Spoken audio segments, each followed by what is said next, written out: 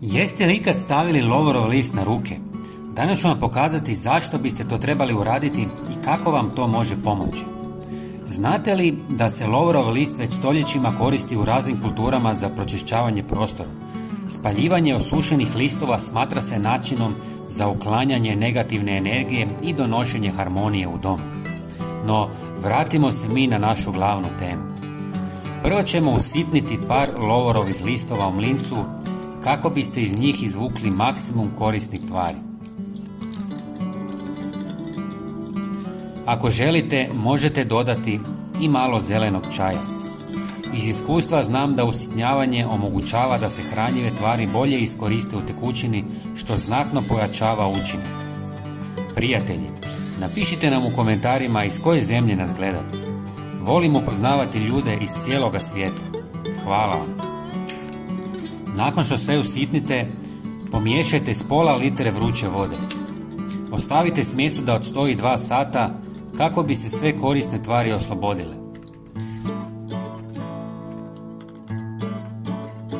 Procijedite tekućinu kroz gazu, a zatim dodajte pola žlice maslinovog ulja i dobro promiješajte.